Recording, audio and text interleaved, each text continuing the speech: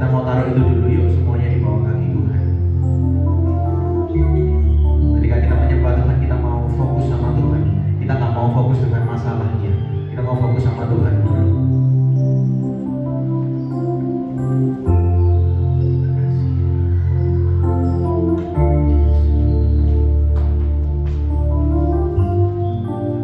Mari kita sama-sama menyembah Tuhan. Mari angkat suara, katakan terima kasih Tuhan. Kalau kami ada sampai saat ini Tuhan, semua karena kemurahan dan kebaikan-Mu dalam hidup kami. Mari nyatakan dalam pujian syukur-Mu di hadapan Tuhan. Terima kasih Tuhan. Terima kasih Tuhan. Engkau baik.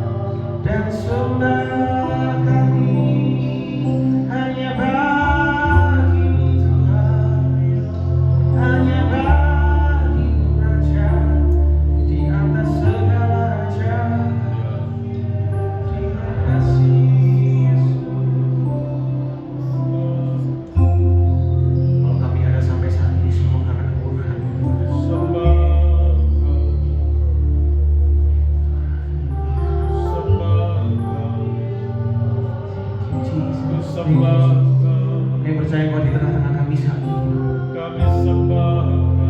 Iman kami yang mulai goyah Tuhan kuatkan.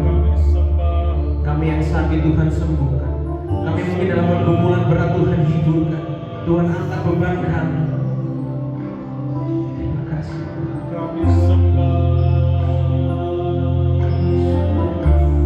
yang layak Tuhan.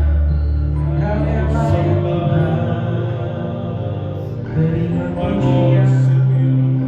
Terima sembah.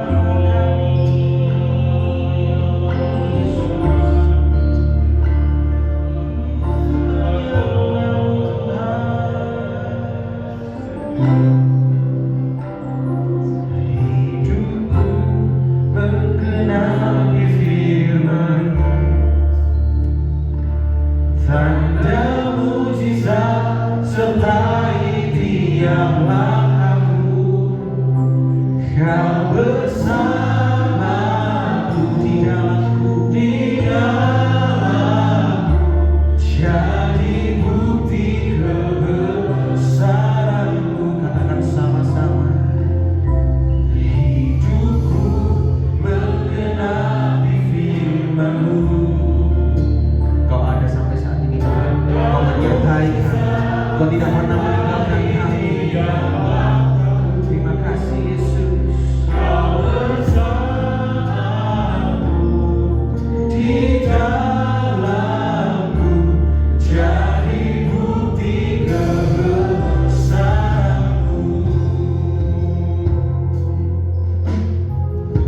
Katakan Tuhan,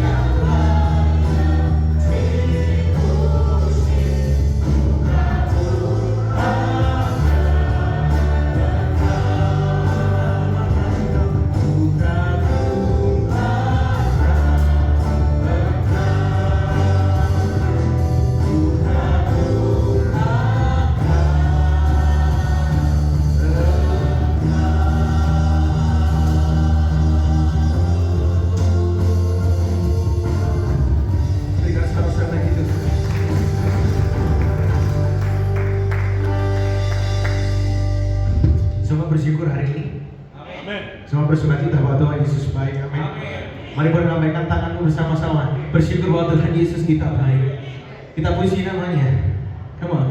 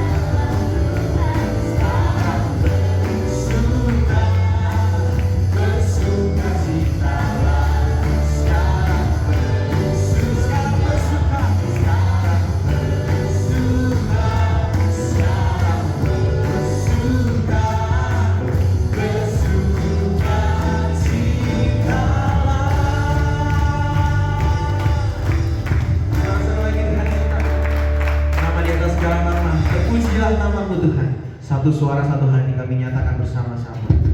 Haleluya.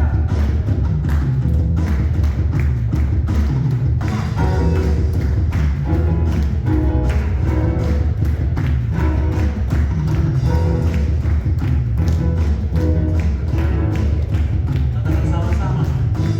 Terpujilah namamu Tuhan. Sebab tidak ada nama lain yang layak Tuhan selain nama Tuhan. Satu suara sama-sama. Satu suara.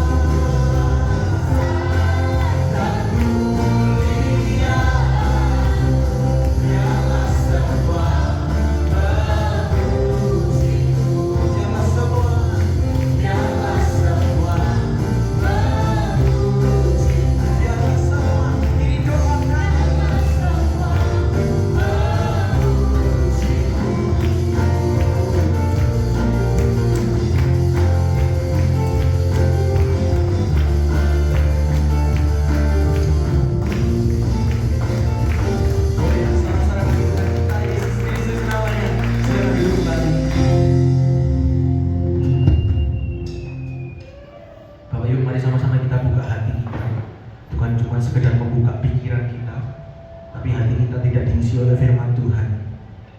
Saya rindu sama-sama lagu ini yang akan kita nyanyikan.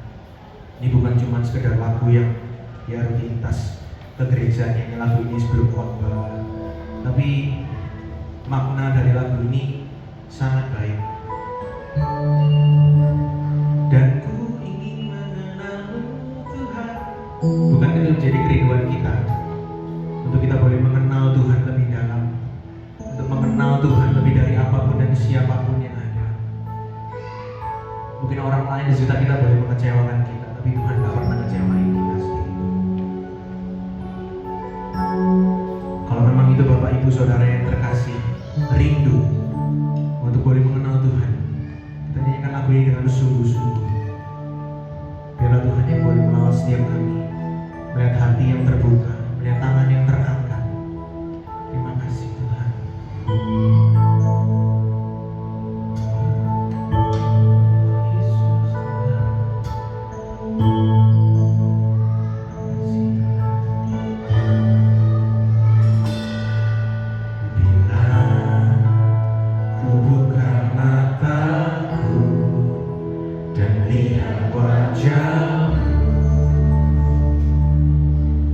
Ku terbang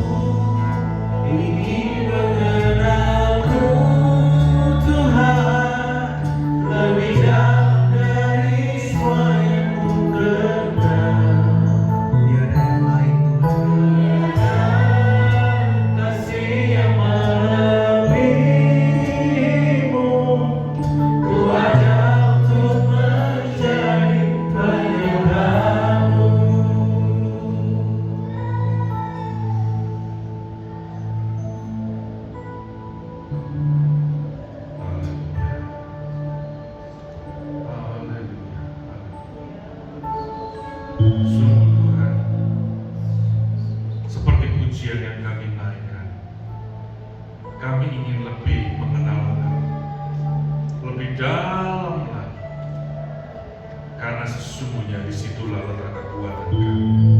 Terima kasih Tuhan, kami sudah memuji dan membesarkan nama-Mu, dan saatnya kami duduk diam untuk mendengarkan firman.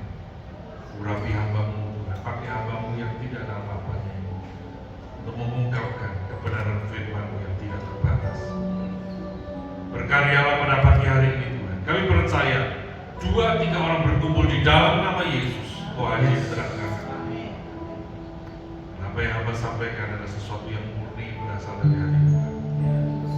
Bukan kepandaian kami, bukan kemampuan kami, tapi semuanya pribadi-Mu yang kami tinggikan. Terima kasih Tuhan. Terima kasih. Kami siapkan hati kami di dalam berkat nama Tuhan Yesus Kristus. Mari semua yang siap berkata, Amin. Amin. Ya, silakan duduk Bapak Ibu. Oke, shalom. Shalom. Ada sukacita? Amin. Haleluya. Ya, perkenalkan nama saya Yosef Kurniaji, ya, saya dari Surabaya. Kebetulan hari ini istri saya tidak ikut karena kita bagi tugas, ya, tugas di Surabaya.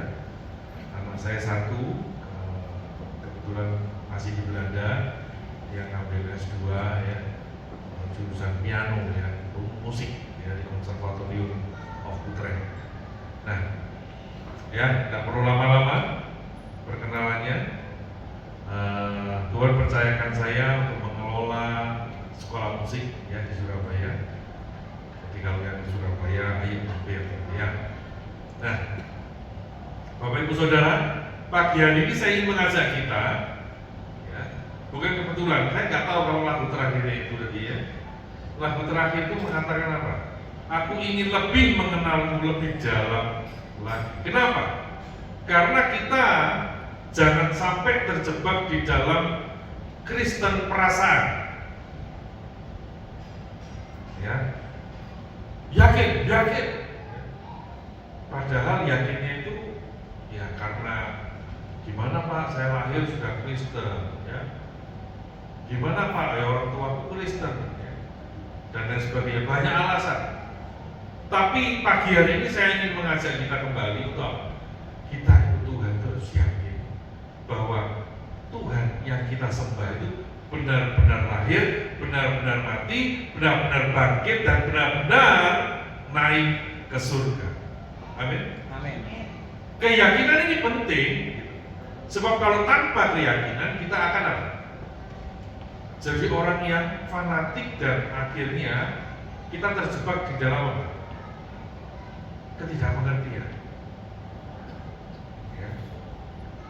Buktinya apa?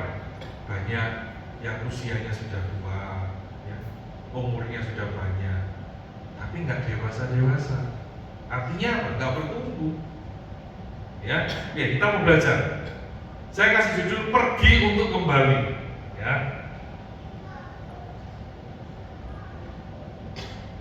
Ini klik yang atas ya. Dan yang bawah teksnya.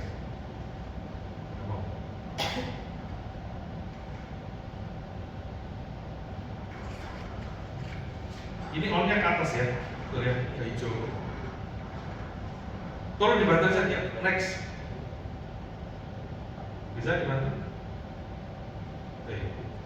Oke. Kita baca sama-sama ya, Lukas 24 ayat 50. 2, 3. Lalu Yesus membawa mereka keluar kota sampai dekat Betania. Di situ ia mengangkat tangannya dan memberkati mereka. Ini kebenaran pertama yang harus kita ketahui. Ini posisi favoritnya Tuhan, yaitu apa? Mengangkat tangan, memberkati kita. Jadi artinya kita tidak perlu minta berkat Tuhan, karena Tuhan sudah memberkati kita. Itu posisi terakhir Tuhan meninggalkan kita di dunia ini, naik ke surga dengan posisi apa? Berkat. Jadi kita harus ada keyakinan bahwa Tuhan pasti memberkati kita. Ya. Kenapa sekali lagi ini penting? Karena masih banyak orang Kristen yang hanya mengejar berkat. Ya. Ini keyakinan pertama. Ketika Tuhan Yesus naik ke surga, posisi favoritnya Tuhan seperti itu. Ya. Dan ketika ia sedang memberkati mereka, dikatakan ia berpisah dari mereka dan terangkat ke surga. Mereka sujud menyembah kepadanya, lalu pulang ke Yerusalem dengan sangat bersuka cita. Mereka senantiasa berada di dalam bait Allah dan memuliakan Allah. Nanti saya akan kaitkan dengan kisah para rasul, tapi di terakhir saja. Tapi di awal ini saya ingin kita semua tahu bahwa kebenaran pertama, Tuhan memberkati kita tanpa kita memintanya. Ya, itu harus ada keyakinan dalam hati kita. Ya, jadi jangan ada lagi orang yang kecewa sama Tuhan lalu bilang, mana Tuhan itu sebenarnya ada nggak ya? Ya, keraguan itu harus hilang. Nah, apa sih sebenarnya anak kenaik Yesus ke surga bagi kita semua? Minggu-minggu ini kita merayakan ya kenaikan Yesus ke surga. Tapi ayo sekarang tanya sama diri kita sendiri, apa sih sebenarnya maknanya? Jangan-jangan kita ya karena kita orang Kristen Pak, ini waktunya merayakan kenaikan Yesus ke surga. Kita memuji Tuhan, tapi tidak ada makna.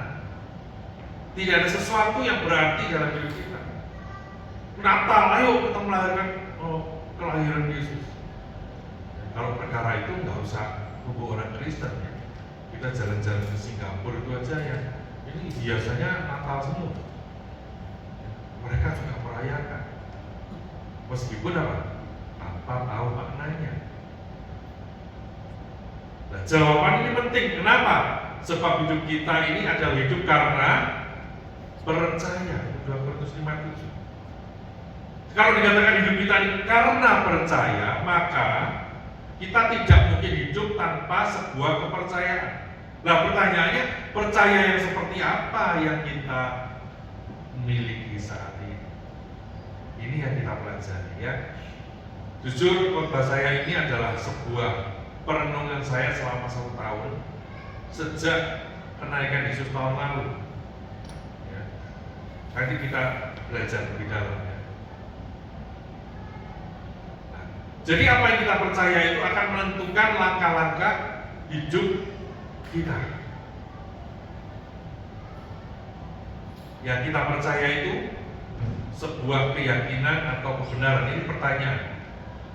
Beda ya, antara keyakinan dan kebenaran itu sangat berbeda. Nah, ini penting. Kenapa? Karena keyakinan itu tidak akan mengubah kesalahan jadi kebenaran. Contohnya begini. Saya ke rumahnya Bapak Gembala, dikasih titik map, ya, Google Map. Nah, tiba-tiba, ya, karena nomornya kemarin ada selisih, gitu ya, tertulis di situ 137. Tapi ketika saya masuk di gang itu, adanya cuma U34, U35, nggak ada 137. Karena saya yakin nomornya 137, mungkin ya, saya nggak ngerti, mungkin di rumah itu ada yang U137. Saya yakin ini betul U137. Padahal ternyata faktanya U40 ya. Cuma nomor lamanya 137. Tapi karena saya yakin nomornya 137, saya cari sampai ketemu 137. Nah, masalahnya begini, keyakinan saya ketika saya menemukan rumah yang 137, apakah itu bisa tiba-tiba mengubah rumah itu jadi rumahnya Bapak Gembala? Gak bisa. Yang salah tetap salah. Sampai sini lah. Hati-hati dengan keyakinan kita. Yakin saja bukan menentukan kebenaran. Kalau yakin kita salah, ya tetap salah. Ya, Makanya kita belajar ya. Nah, ini. Jika Yesus tidak benar-benar dibangkitkan dan naik ke surga, mungkinkah Saulus berubah jadi Paulus? Ini pertanyaan pertama yang ada di dalam benak saya. Ya. Karena saya dilahirkan langsung Kristen, orang tua saya Kristen, mangkong saya Kristen. Ya. Ini yang bahaya sebenarnya, karena dilahirkan posisinya Kristen, dilahirkan tanpa pengertian. Ya pokoknya ikut aja, gitu kan? Nah, tidak ada seorang pun yang mau mempercayai kebohongan sebagai kebenaran. Ini ungkapan dari nanti ada satu orang tokoh yang saya teliti, Pak. Tidak ada satupun dari kita yang mau mempercayai sebuah kebohongan sebagai kebenaran. Nah ini J. Warner Wallace. Dia ini detektif Amerika, Bapak. Ya, ini orang yang luar biasa. Dia berawal orangnya ini ateis, tidak percaya Tuhan. Nah ini biografinya sekilas. Dia detektif pembunuhan Amerika. Dia profesor kehormatan apologetika di Talbot School of Theology, ya, Biola University sekarang, ya, dan penulis buku. Ya. Nah, dia ini tidak percaya Tuhan. Namun, nah, ada seseorang ya di bukunya, ada seseorang yang datang menginjil kepadanya. Ayo percaya kepada Tuhan. Dia bilang gini, oke? Ya, orang manusia logika, manusia pintar, dia bilang, saya akan meneliti keberadaan Tuhan. Kalau keberadaan Tuhan itu benar-benar ada, kematian kebangkitannya terbukti, maka saya akan percaya. Nah, Bapak Ibu, Wallace ini 40 tahun di kepolisian Amerika. Dia berhasil mengungkapkan bukan 1, 2, bukan 10, 20 kasus, tapi semua kasus pembunuhan yang sudah puluhan tahun tidak terpecahkan, dia pecahkan semua. Jadi satu kata buat Wallace, wow. Ya. Makanya buat dia bukan sesuatu yang sulit. Akhirnya dia meneliti kematian Yesus, meneliti kebangkitan Yesus. Ya. Kalau nggak ada bukti-buktinya, aku tidak akan percaya. Dia bilang begini. Nah, ini ya tadi menyelesaikan kasus pembunuhan. Nah, dia juga sumber ahli forensik 40 tahun berkarir, ya. Nah ini, dia seorang agnostik, skeptikal, tidak percaya keberadaan Tuhan, menolak semua hal supranatural. Nah, orang pintar itu gitu. Supranatural itu apa? Semua harus bisa dianalisa, semua bisa dipikirkan. Nah, seorang yang tidak mudah percaya sampai akhirnya dia melakukan tes awal tentang keberadaan Tuhan dan semuanya lulus tes. Ya, Bapak Ibu kalau suka meneliti, ada ini di YouTube, ada video-videonya, statementnya dia luar biasa. Kenapa ini saya angkat? Begini Bapak Ibu, ketika kita yakin bahwa apa yang kita yakini itu adalah benar, maka itu akan membuat hidup kita tidak main-main sama Tuhan. Kenapa? Wallace ini bilang, semua yang ada di dunia ini hanya berhubungan dengan kehidupan sementara yang cuma 70-80 tahun, tapi tidak mengerjakan kekekalan. Sedangkan kepercayaan kita, kalau kita yakin itu adalah kebenaran dan semuanya terbukti, ya, kenaikan Yesus terbukti, kematian Yesus terbukti, semua terbukti. Kita juga meneliti nanti ada kain kafannya Tuhan. Dan sanggahan-sanggahan semua itu dibantah sama dia dan akhirnya apa? Dia berhasil meraih gelar doktor.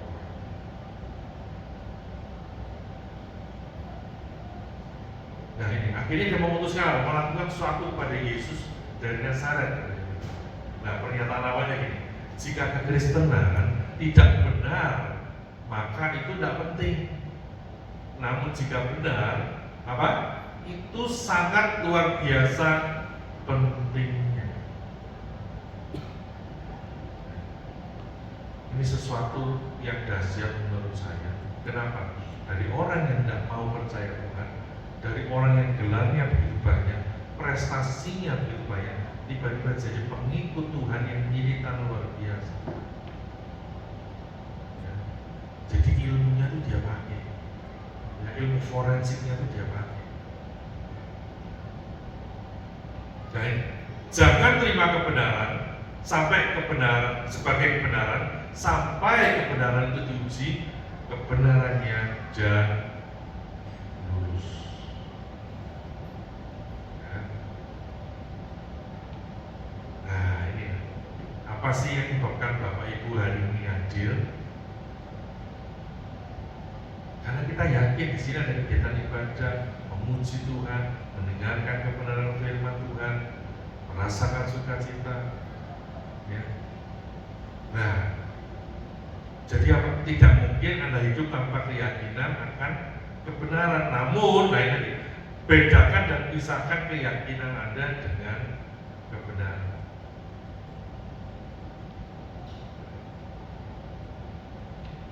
Nah, tadi ini ya, sekuat-kuatnya keyakinan Anda tidak akan mengubah kesalahan Anda menjadi benar. Percayai hanya kebenaran yang teruji kebenarannya, karena bukti-buktinya objektif, bukan subjektif. Ini mungkin saya tidak bisa jelaskan semua, tapi ini kembali lagi, saya ingin kita pulang dari tempat ini, kita memiliki iman yang teguh, bukan blind faith. Ya. Yang boleh itu love is blind, boleh ya, cinta itu buta gitu ya, tapi itu kalau untuk Tuhan nggak boleh. Kenapa? Supaya kita tidak mudah digoyahkan. Hari Kamis kemarin saya mengundang Bapak Dominus. Itu tahun 99 ya. Dia waktu itu masih mahasiswa STT. Sekolah teologinya di Sarpura Samasa. Dan semua itu bantai dengan satu pilihan, ikut Tuhan atau meninggalkan Tuhan. Dia kekeh, aku ikut Tuhan. Tuhan akan menyelamatkan hidupku. Akhirnya apa? Gorok Bapak. Hampir putus. Itu ada fotonya. Jadi kepala sama badannya itu sudah hampir terpisah. Tapi Tuhan berkata lain. Loh, masih bisa hidup. Jadi dokter itu akhirnya gini, kok masih jalan ya? Jantungnya segala, akhirnya dijahit sama dokter. Keliling saya. Dokter cuma bilang gini, kalau dia hidup lumpuh, itu aja. Tapi hidup lumpuh. Yaitu dia akhirnya menceritakan pengalamannya ya, bagaimana melewati kematian itu. Dia bertemu Tuhan dan akhirnya Tuhan bilang, kamu belum selesai tugasmu, nak balik. Nah balik itu dia hidup. Nah waktu dia hidup itu dokternya sendiri bingung, loh ini hidup kok bisa normal? Padahal di dalam ini, dokternya bilang di dalam ini tidak disambung, cuma luarnya ini dijahit. Jadi yang putus-putus di dalam ini tidak disambung, hanya luarnya dijahit untuk diselamatkan supaya tidak ada pendarahan. Dan kita hidup dan normal.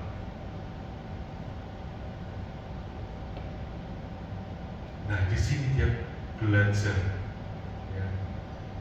Dia juga sharing tentang ini, kebenaran objektif dan kebenaran subjektif. Jadi gini contohnya ya, kebenaran objektif itu kebenaran tergantung dari objek. Kalau kebenaran subjektif itu kebenaran yang menurut saya. Ini contoh-contoh ya. Kita belajar seperti ya.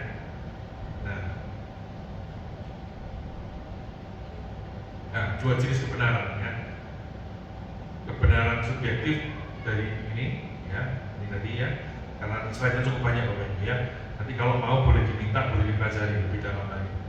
Ya, ada kebenaran objektif dan kebenaran subjektif. Tangkap dulu ya. Nah, cara mudah membedakan ini, jika Anda dapat mengungkap klaim kebenaran itu subjektif, jika tidak itu objektif. Contoh yang paling sederhana. Nah, coklat adalah rasa es krim terbaik. Menurut Bapak Ibu ini objektif atau subjektif? Subjektif. Ya. Karena belum tentu kita semua suka coklat, betul? Ada yang suka vanila. Ya. Nah, Cuimi Malang itu yang terbaik. Subjektif atau objektif? Subjektif. Subjektif. Ya. Kalau saya di Surabaya, ini tidak yang terbaik. Ya. Nah, kalau cuimi itu adalah makanan, objektif. Nah, bagi kita semua ya. George Washington adalah seorang presiden, itu juga objektif. Nah, kalau kebenaran subjektifnya apa? Tidak layak untuk diperdebatkan. Ya. Mana lebih hebat Superman sama Batman? Ya terserah kamu lah. Kamu yang ngefans sama Superman ya silakan, ngefans sama Batman ya silakan. Ada yang suka Superman karena apa? Karena celana-celananya di luar katanya gitu ya. Macam-macam ceritanya, itu terserah, tidak perlu diperdebatkan. Mana lebih enak rawon dan pecel? Dicampur enak ya, pecel rawon enak. Jadi lapar. Nah, maka apa area ini penting untuk dipahami? Ya, karena Alkitab itu menyajikan klaim kebenaran yang objektif. Ya. Nah ini yang ditulis oleh Wallace. Keyakinan Kristen bukanlah kebenaran kita atau kamu, namun dapat diperiksa secara rasional. Injil itu bersifat historis, semua ada buktinya, dapat diperiksa sebagai klaim sejarah. Ya. Nah, sekarang contohnya gini, Gatot Kaca itu objektif atau subjektif?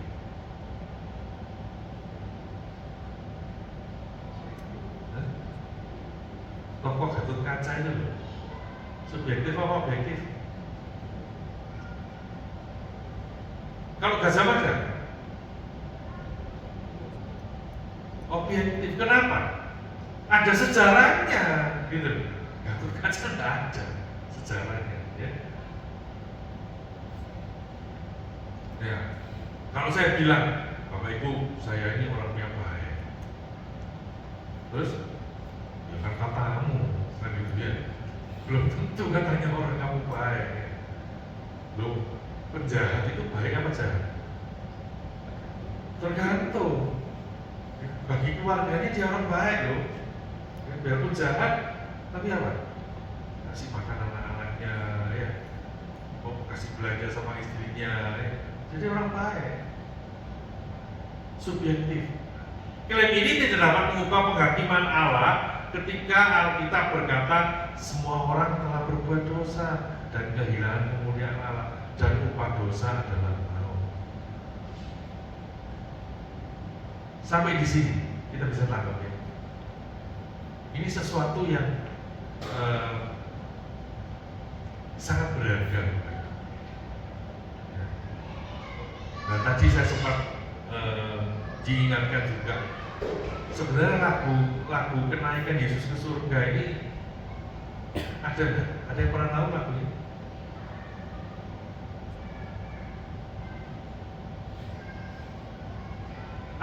Ada tahu, mungkin orang-orang yang lama tahu ya, ada artis namanya Diana Nasution. Tahu? Diana Nasution ini punya Cak C ya. Diana Nasution punya suami namanya Mingus Tahitu. Itu 2013 meninggal. Dia ini bersaksi waktu itu, waktu masih hidup, dia bilang gini, aku ini menciptakan lagu diinspirasikan dari kenaikan Yesus ke surga. Lagu yang mana? Tapi ternyata karena dia pemain pop ya, akhirnya lagu itu jadi lagu sekuler. Lagunya gini, selamat tinggal kasih sampai kita jumpa lagi. Aku pergi takkan lama. Tahu lagu itu? Ada yang hafal? Coba hanya sekejap mata akan kembali lagi. Asalkan engkau tetap menanti. Nah, benar ya, cocok ya? Dari bayangkan ketika Tuhan Yesus naik ke surga, terus Tuhan nyanyi selamat tinggal.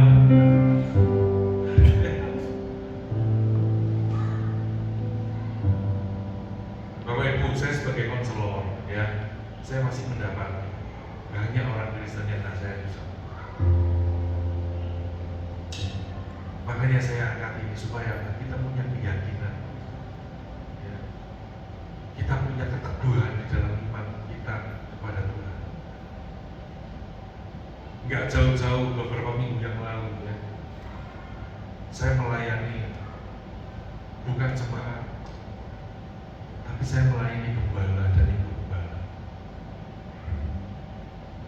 Waktu ibu gembala itu telepon ke saya, oh minta waktu ya. Ya kenapa? Mau ke rumah? Oke, silakan. Ya kebetulan saya ada waktu kosong. Datang itu surau mukanya sudah lain. Saya sudah cek tadi saya, kenapa ini ya? Ternyata suaminya jatuh di dalam perjalanan. Di situ hati saya menangis. Ya. Untuk seorang sekelas Bapak Gembala, bukan jemaat, bukan penantuan, bukan majelis, ketika hidupnya masih main-main dengan dosa,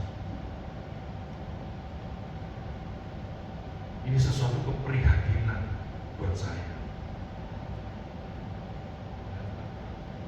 Kalau itu orang yang tidak kenal Tuhan, orang yang tidak ngerti kebenaran, saya masih bisa maklum. Tapi kenapa itu bisa terjadi? Ya itu tadi, karena ikut Tuhannya, pelayanannya, profesinya hanya ikut-ikutan. Oh karena orang tuaku pendeta dulu menggembalakan di suatu gereja, maka aku sebagai anaknya juga harus mengikuti dan meneruskan apa yang orang tuaku lakukan. Tapi tanpa fondasi yang kuat. Kalau fondasinya tidak kuat, bangunannya mudah lumpuh, betul? Nah hari ini kita belajar supaya apa? Fondasinya kita kuat. Ya. Nah ini kebangkitan dan kenakan Yesus surga, Paulus itu membuka jalan untuk siapapun dapat menguji klaim kebenaran ini. Apakah subjektif atau objektif? Jika klaim ini benar secara objektif, maka Yesus Kristus benar-benar telah hidup kembali. Maka kita tidak hanya memiliki kisah yang menghibur untuk dibagikan, tetapi juga apa? Kabar terbaik yang pernah didengar siapapun. Ini bolosnya Paulus. Dari seorang yang ateis, dari seorang yang skeptis, ya, dia bisa melakukan ini. Dan akhirnya sampai dia mendapatkan profesor kehormatan dari Biola University. Tiba-tiba jadi orang yang militan di dalam Tuhan. Orang-orang model seperti ini tidak mau jadi goyang, tidak seperti Domingus tadi. Kamu pilih Tuhan Yesus atau meninggalkan Tuhan Yesus? Itu kalau orang yang fondasinya tidak kuat, iya, aku meninggalkan Yesus supaya apa? Selamat, tidak mati, betul. Berpikir gini, nanti habis itu minta ampun sama Tuhan, kan Tuhan maha mengampun. Iya apa iya? Ayo. Kalau orang sudah diancam nyawanya, di situ benar-benar diketahui kualitas orang itu yang sebenarnya. Ya, nah jangan jadi Kristen perasaan. Nanti kalau nyembah Tuhan, kok gak krosopo, oh ya, jadi tabuk baru kroso ya kan? Gak kerasa. Itu WL-nya gak ngangkat. WL-nya suruh ngangkat apa memangnya? Ya. Tapi kalau kita punya keyakinan yang benar bahwa kita sedang menyembah Yesus yang hidup, kita tidak terpengaruh. Mau WL-nya model kayak apa, mau musiknya salah, mau pensil ke kanan ke kiri, tidak peduli. Tapi hati kita tetap menyembah karena kita sedang berdiri berhadapan di hadapan Yesus yang berkuasa. Anggap ya bedanya. Kalau enggak kita akan mudah sekali terpengaruh. Saat kebenaran dan kebangkitan dan kenaikan Yesus Kristus sudah menguasai Anda, maka Anda memiliki iman yang teguh, iman yang tidak mudah digoyahkan. Berapa banyak saya melayani pasangan muda juga, ya karena stoknya perempuan di Kristen ini banyak, jadi banyak sekali juga yang akhirnya menjual imannya. Ada lagi yang mau. Ini cowok yang ngelamar saya dari seberang, daripada tidak laku, diobrol, sale, yang midnight sale. Dan bisa dipastikan semuanya berakhir dengan tragis.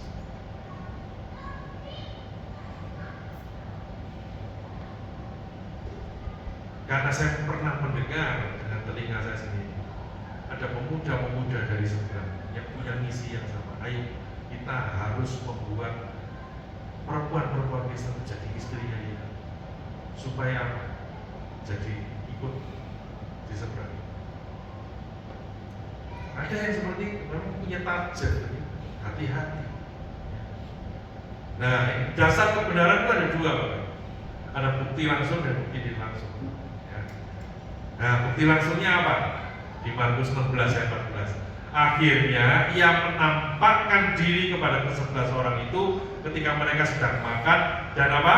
Ia mencela ketidakpercayaan dan kedegilan hati mereka. Oleh karena mereka tidak percaya kepada orang-orang yang telah melihat dia sesudah kebangkitan. Konsep pembuktian ini, katanya Wallace, Tuhan Yesus itu luar biasa. Kalau saya pakai istilah sekarang, ahlinya ahli. Ya. Kenapa? Dia mempersiapkan kepulangannya, mempersiapkan kenaikannya dengan apa? Menampakkan diri, supaya ada bukti langsung. Dia tidak mau orang-orang yang ditinggal ini bertengkar, ya, atau berdebat, masuk sesuatu yang membingungkan. Tapi Tuhan sudah memberikan bukti langsung dengan menampakkan diri. Lalu ada bukti yang kedua, ya. Sesudah itu yang menampakkan diri kepada lebih dari 500 saudara sekaligus. Ya, kebanyakan dari mereka masih hidup sampai sekarang, tetapi beberapa di antaranya sudah meninggal. Ini Paulus yang tulis. Ini bukti langsung. Kuat buktinya. Ya. Jadi jangan sampai ada lagi yang meragukan Tuhan itu ada pada. Tuhan itu sebenarnya naik ke surga pada. Ya, bukti langsungnya apa? Ini belajar dari Sword of Turin, kain kafan Turin. Saya tidak jelaskan ya, nanti waktunya nggak cukup. Tapi artinya gitu, apa yang kita lihat sekarang, apa yang kita percaya sekarang, apa yang kita peringati hari ini, kenaikan dari surga, semuanya bisa dibuktikan, semuanya sudah terbukti, semuanya ada data-data lengkap.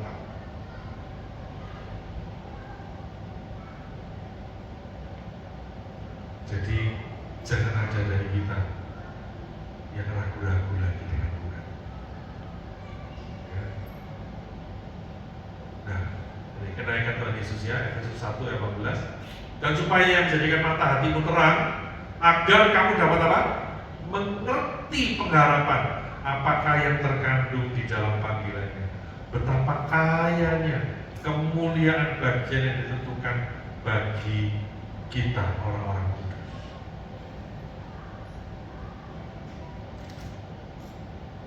Semua yang dilakukan Yesus, ada bukti-bukti langsung, ada bukti tidak langsung. Itu supaya mata hati kita terang. Ya tadi, Tuhan tidak mau kita masuk di blind faith. Pokoknya yakin, aku yakin. Tapi yakinnya tidak berdasar. Kalau keyakinan kita ini punya, Bapak Ibu Saudara, maka saya percaya, ya, karakter kita pun dengan sendirinya kita mampu menjaganya. Kalau kita sadar apa yang kita kerjakan ini untuk kehidupan sesudah kematian, maka biarpun gak ada yang lihat, ketika dosa itu mengintip, kita tidak berani melakukan. Kenapa? Karena semuanya itu berefek kepada kehidupan kita sesudah kematian. Kalau seseorang yang berzina malu, ya malunya cuma 70-80 tahun.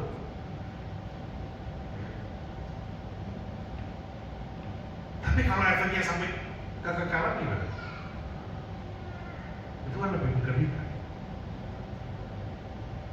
Yang tidak sabar bisa berubah jadi sabar.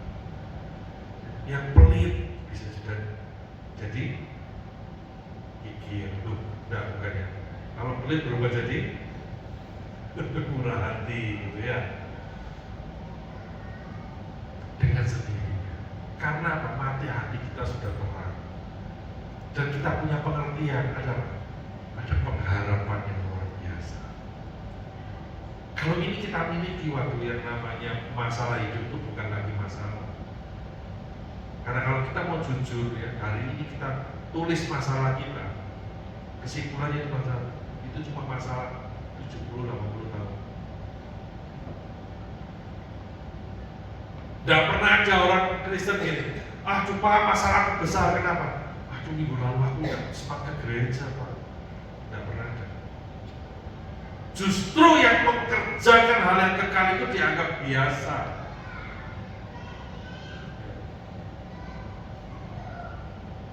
Absen gereja nggak apa-apa, kan minggu depan masih ada, ya kan?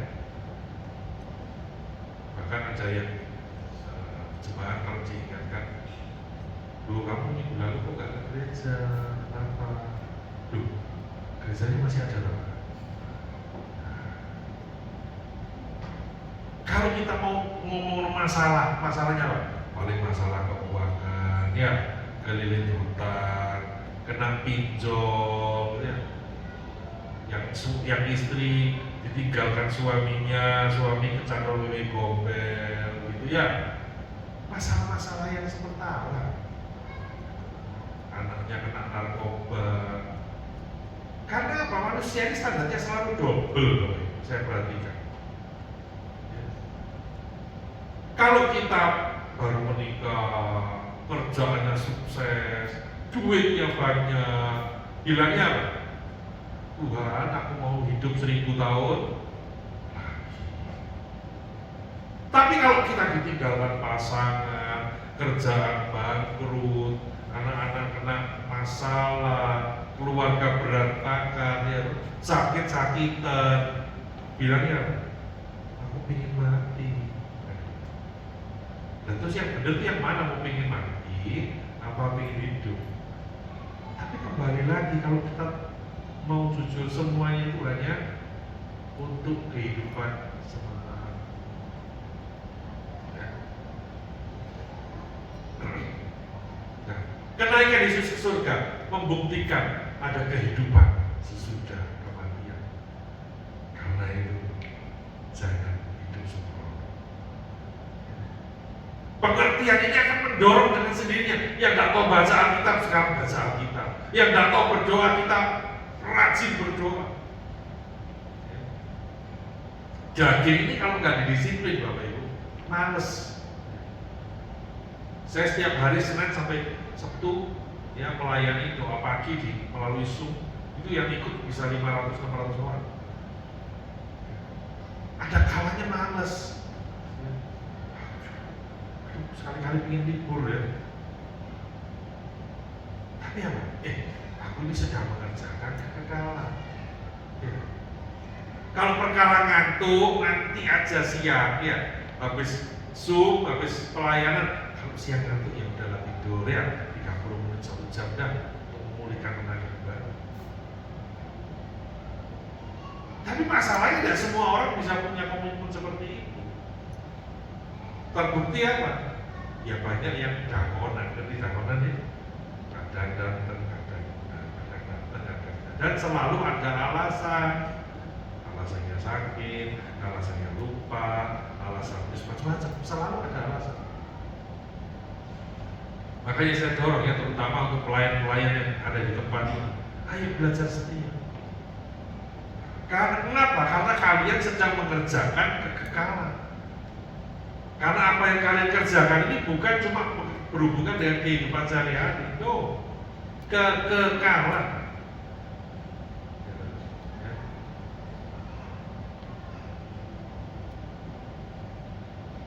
Nah, salah satu kesaksian Domingus begini yang lehernya digorong orang itu, dia waktu di surga itu dibukakan kitab kehidupan, dibacakan semua. Ya, dia cerita, saya pernah nyuri kambing, saya pernah apa di desanya, keluar semua. Dan begitu dia sadar di pikirannya, loh Tuhan, bukankah dosaku sudah diampuni semua? Dia cerita lalu tiba-tiba tulisan yang ada di itu terhapus. Dan Tuhan bilang, tapi tugasmu di dunia belum selesai, kembali. Jadi dia sudah didorong ke kamar mayat, karena sudah ada denyutnya, tidak ada apa. Dan begitu dia kembali hidup lagi, itu keajaiban. Karena apa ya? Normal. Dokternya sendiri bilang, tidak mungkin bisa normal. Karena banyak yang putus di lehernya. Ya tapi buktinya sampai hari ini, kalau tahun 99 sampai sekarang berapa? 25 tahun ya, masih hidup dan terus keliling menginjil ya. Nah ini ya, saya tutup dengan di sini Kisah Para Rasul 1. Tetapi kamu akan menerima kuasa ya, kalau Roh Kudus turun ke atas kamu, dan kamu akan menjadi saksiku di Yerusalem dan di seluruh Yudea dan Samaria dan sampai ke ujung bumi. Ini pun yang menjadi komitmen dalam hidup saya, karena kalau tahun depan anak saya sudah wisuda S2 ya, terserah dia mau tinggal di Belanda atau balik ke Indonesia, saya bebaskan. Saya sudah bilang sama istri saya, nanti ya kalau kita sudah selesai semua, saya ingin keliling ya, tak keliling Indonesia, tak keliling dunia. Untuk apa? Untuk menginjil. Saya menghabiskan waktu saya hanya untuk menginjil. Karena tidak ada lagi yang patut kita lakukan selain kita mengerjakan kekekalan itu. Dan sekarang saya latihan ya, saya juga suka motor kan. Saya pelayanan ke Bali pakai motor ya. Saya kesini pun tadi pakai motor ya. Untuk hobi ya, namanya hobi kan boleh kan, asalkan positif ya. Cuma istri saya yang gak kuat ya, nanti kalau sudah pensiun jangan naik motor, naik mobil lah ya. Ya saya bilang gak apa-apa lah kalau motornya Goodwing ya, dan Goodwing kan keren, dengan bisa sandar gitu ya. Lakukan itu ya. Kita menjadi saksi. Apa yang mendorong kita? Ketika kita punya kebenaran, ketika kita yakin bahwa Yesus kita bangkit dan naik ke surga, menyediakan tempat buat kita ya. Gunakan waktu kita yang terbaik. Kalau di kerjaan ada tawaran-tawaran yang negatif, tolak itu ya. Sesudah ia mengatakan demikian, terangkatlah ia disaksikan oleh mereka dan awan menutupnya dari pandangan mereka. Ketika mereka menatap langit, waktu ia naik, tiba-tiba berdiri dua orang yang berpakaian putih dekat mereka dan berkata kepada mereka, hai orang-orang Galilea, mengapakah kamu berdiri melihat ke langit? Yesus ini yang terangkat ke surga meninggalkan kamu akan datang kembali dengan cara yang sama seperti kamu melihat dia naik ke surga. Ini satu fakta, makanya saya buat judul pergi untuk kembali. Kalau kita sadar Tuhan akan datang kembali menjemput kita, dan tidak ada satupun yang tahu waktu, maka hidup kita tidak ada lagi yang main-main dengan dosa. Ya. Saya sehabis melayani Bapak Gembala yang jatuh dalam dosa, saya cuma berdoa sama Tuhan, cukup ya Tuhan, kalau bisa tidak ada lagi gembala-gembalaku yang jatuh di dalam perjalanan.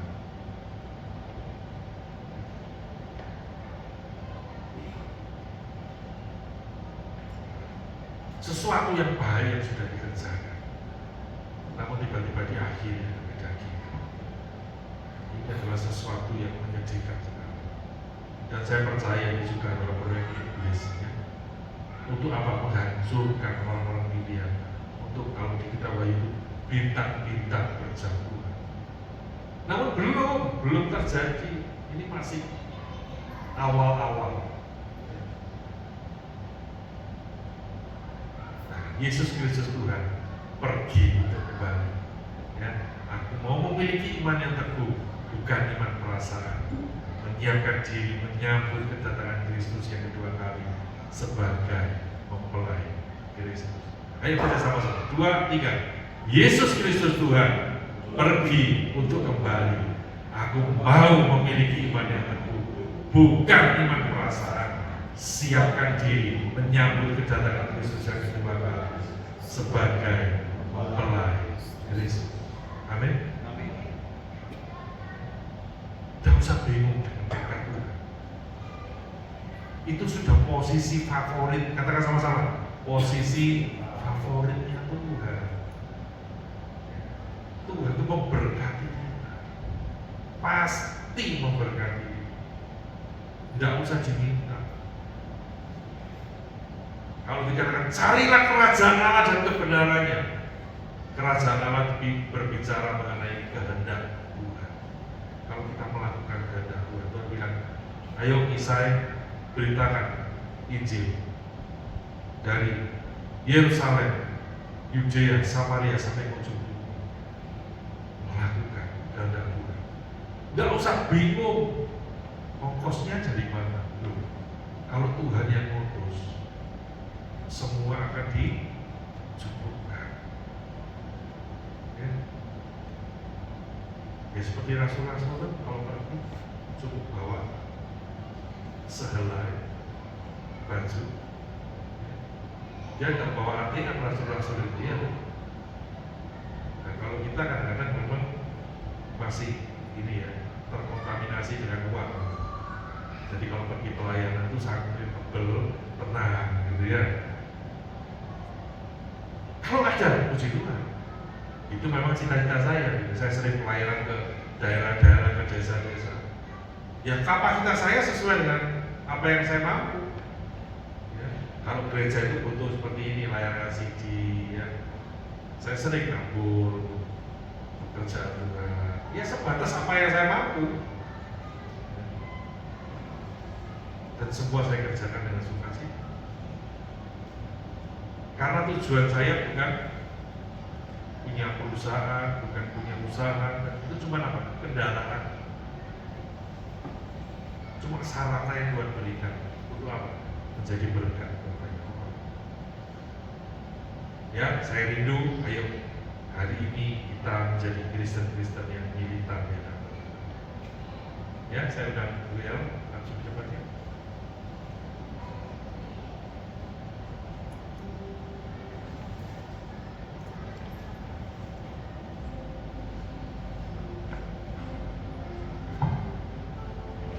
Ambil komitmen pagi hari ini.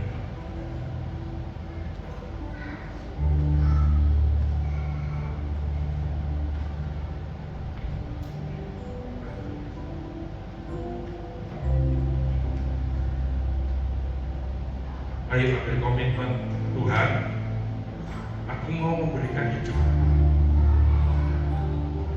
untuk menggenapi firman-Mu saja. Bapak Ibu, kalau kita mau jujur, saya mau tanya sekarang. Kapan terakhir kita tanya sama Tuhan? Tuhan,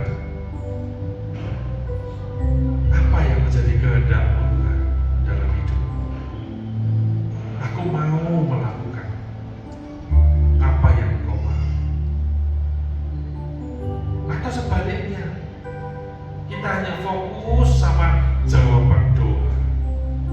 Tuhan kok belum jawab doaku ya?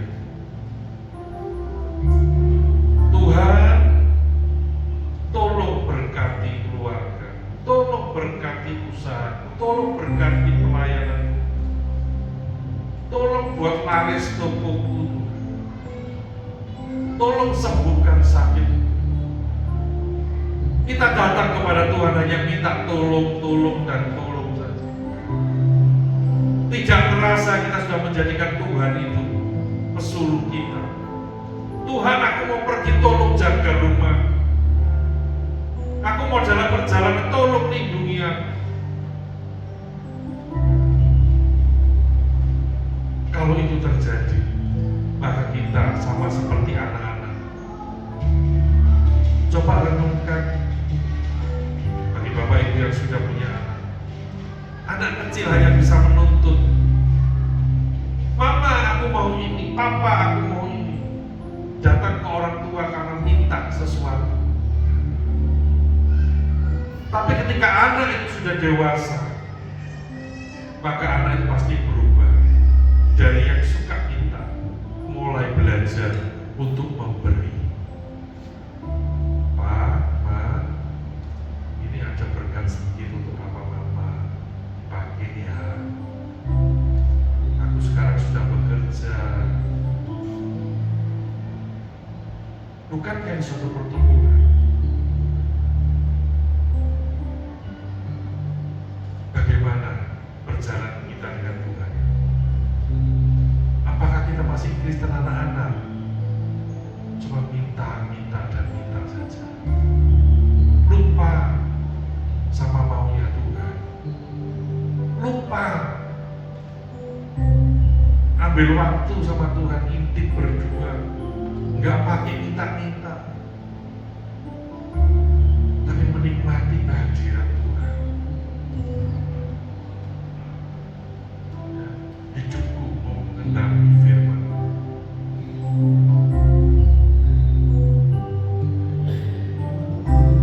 Mengenali firman. Jadikan ini doa kita.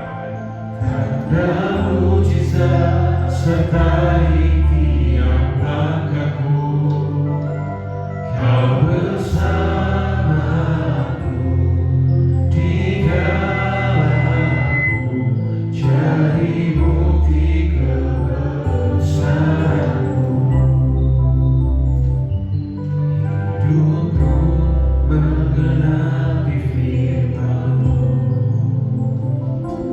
Tanda mujizat sertai tiap langkahku, Kau bersamaku di dalamku, cari bukti kebesaran-Mu. Saya dan kamu bangkit berdiri. Hidupku menggenapi firman-Mu.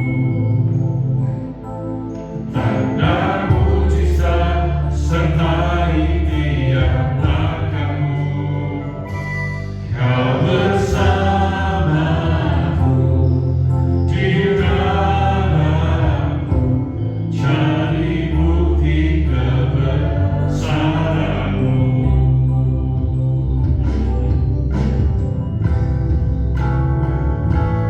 Hidupku menggenapi firman-Mu. Tanda mujizat sertai tiap langkahku, Kau bersamaku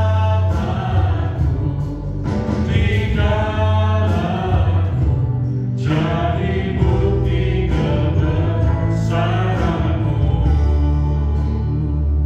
Terima kasih Tuhan untuk pagi hari ini.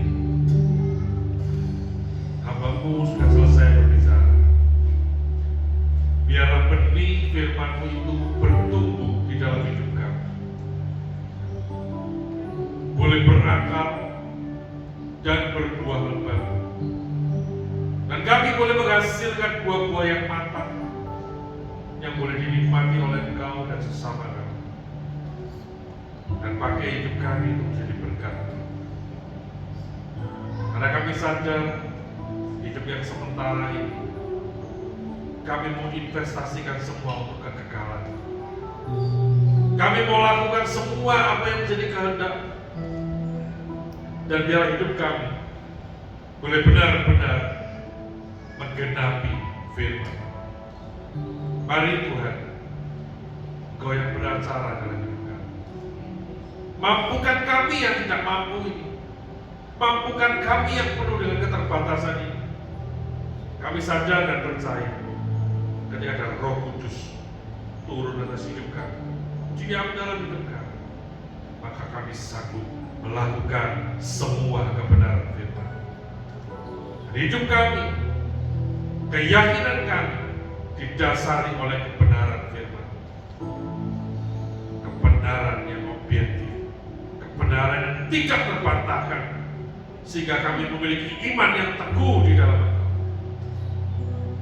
Terima kasih Tuhan, kami menjadi pelayan-pelayan yang militan di hadapan Tuhan, yang tidak mudah digoyahkan oleh keadaan zaman ini, tidak mudah digoyahkan oleh masalah-masalah hidup kami. Karena kami sadar Kau sanggup menolong kami dengan cara yang ajaib. Tugas kami hanya melayani Engkau, menyenangkan hatimu, dan menggenapi firman. Terima kasih Tuhan. Berkati GBI Gibeon ini. Kami percaya nama Tuhan dipermuliakan di tempat ini.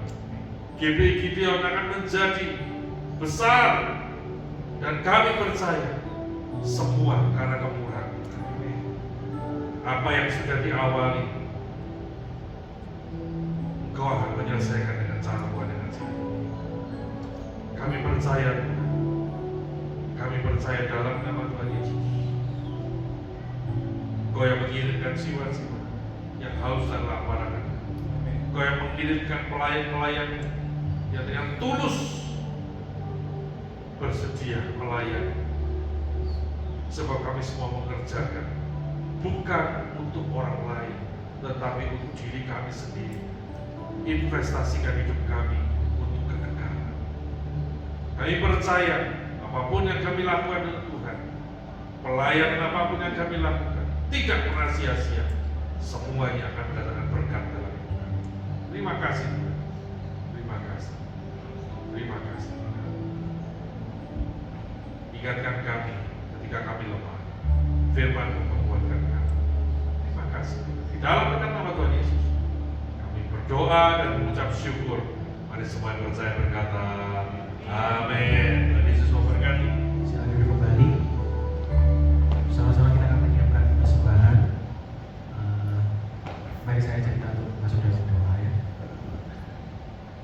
Tuhan, terima kasih untuk firman-Mu yang sudah diberitakan kepada setiap kami. Kami menerima dengan tanah hati kami yang subur, supaya firman itu tidak hanya berhenti sebagai biji saja, sebagai benih saja, tapi boleh bertumbuh kemudian berbuah Tuhan. Dan hasilnya buah itu boleh dinikmati oleh banyak orang. Orang boleh melihat ada Tuhan Yesus dalam setiap kehidupan kami. Tuhan, kami yang memberikan persembahan ini, terima kasih Kau telah setia bagi setiap kami. Dan ajar kami juga untuk kami boleh setia dalam perkara sekecil apapun Tuhan, untuk memberikan yang terbaik hanya bagi Tuhan. Berkati yang mengelola persembahan ini, supaya semuanya hanya untuk kemuliaan nama Tuhan. Sama-sama katakan amin. Kita akan nyanyikan lagu dulu bersama-sama. Allah yang setia, itu hanya yang pernah tinggalkan kita. Maka ketika Tuhan naik ke surga pun Dia memberikan menolong. Tuhan tak pernah tinggalkan kita. Amin.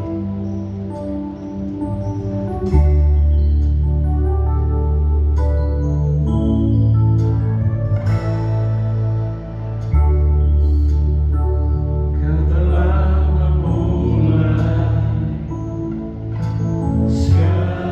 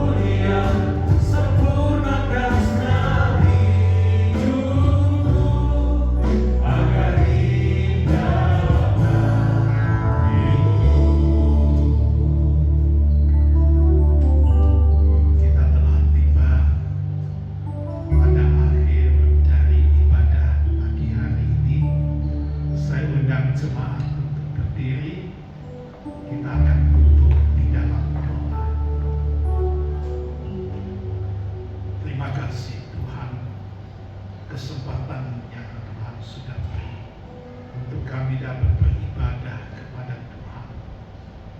Kami dapat menaikkan pujian, sembah, syukur kami kepada Tuhan. Bahkan melalui hamba-Mu yang sudah menyampaikan firman Tuhan, mengingatkan kami di balik kematian ada kehidupan, bahwa Tuhan yang datang dari surga telah turun ke dunia, dan kemudian setelah menyelesaikan tugas di bumi, Engkau telah naik kembali ke surga, dan pada waktunya Tuhan akan kembali menjemput kami untuk masuk ke dalam kehidupan yang kekal, asal kami tetap beriman teguh kepada Tuhan, tetap taat setia melaksanakan firman Tuhan, melakukan kehendak dan rencana Tuhan di dalam hidup kami masing-masing. Kiranya Roh Kudus akan mencerahkan hati pikiran kami menghayati firman Tuhan ini. Terima kasih Bapa, berkati hamba-Mu yang sudah menyampaikan firman, memberkati hamba-hamba-Mu yang sudah melayani, baik BL Singers, pemusik, maupun usher, kolektor, demikian pula yang melayani di multimedia dan sound, juga hamba-hamba-Mu yang sudah melayani di sekolah minggu. Kiranya berkat Tuhan menyertai mereka semuanya dan memakai mereka menjadi hamba-hamba Tuhan yang setia, yang berhasil di dalam pelayanan di bidang masing-masing. Terima kasih Tuhan. Kini kami mohonkan berkat Tuhan. Saudara-saudara yang dikasihi oleh Tuhan Yesus, pulanglah dengan membawa berkat, kasih anugerah daripada Bapa yang di surga, membawa pulang keselamatan, damai sejahtera dan sukacita yang daripada Tuhan kita Yesus Kristus. Dan kiranya persekutuan di dalam Roh Kudus menyertai kita semuanya mulai saat ini sampai Maranatha, Tuhan Yesus datang kedua kali. Dalam nama Yesus Tuhan kami naikkan doa dan syukur kami. Amin. Amin.